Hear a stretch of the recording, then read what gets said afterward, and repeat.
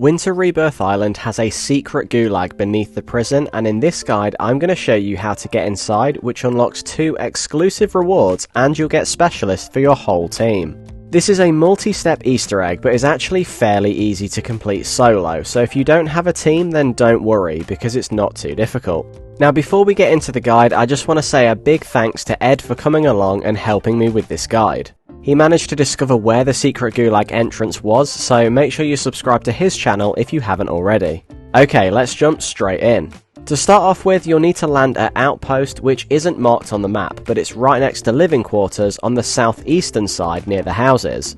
Once you land, you'll need to either have a Molotov or thermite grenade, and these can be picked up off the ground nearby. Sometimes a Molotov will spawn near the truck, and sometimes it'll spawn a little bit further away, but one should be close by. Once you have a Molotov, run over to the bunker door below the main outpost building, and then throw your fire-based grenade on the button to the right-hand side of the door to melt the ice. Once it's melted, push the button and it'll open the bunker door. Head inside the bunker and pick up the computer SSD that's hidden in the corner.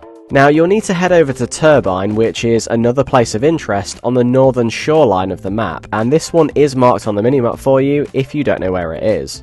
Once you're at Turbine, head to the small side bunker on the southern side of Turbine, and then do the same thing again with a Molotov or thermite on the frozen button. There should be a thermite somewhere nearby that you can pick up, and it's usually on one of the barrels. Once you've melted the button, press it to open the bunker and then head inside.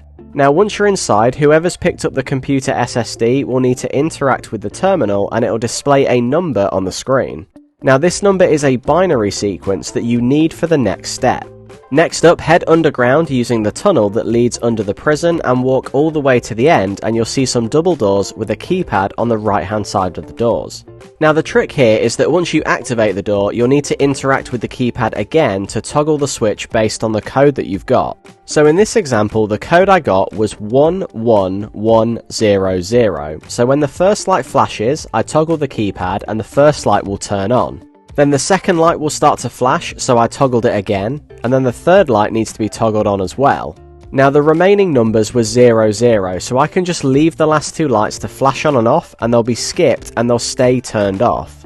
So another example would be 01010, so I would leave the first light to flash, and then when the second light starts flashing, I would press to toggle it. Then leave the third light to flash, and then when the fourth light starts flashing, I would press to toggle it again, and then just leave the fifth light to flash. Once you've completed this step and the doors are open, you'll unlock an emblem. Now the final step of this Easter egg takes place in the secret gulag below the main prison. It's really cool, and honestly, it's actually kind of a bit creepy as well. Now on various walls will be a touchscreen, and nearby will be a note that will tell you whether it's engaged or disengaged.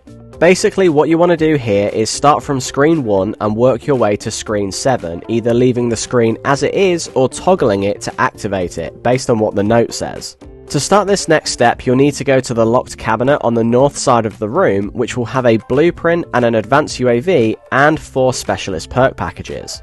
Once you interact with the keypad, you'll then need to start from screen 1 and head to each screen, either interacting with it if the note says to engage the screen, or leaving it as is if it says disengage.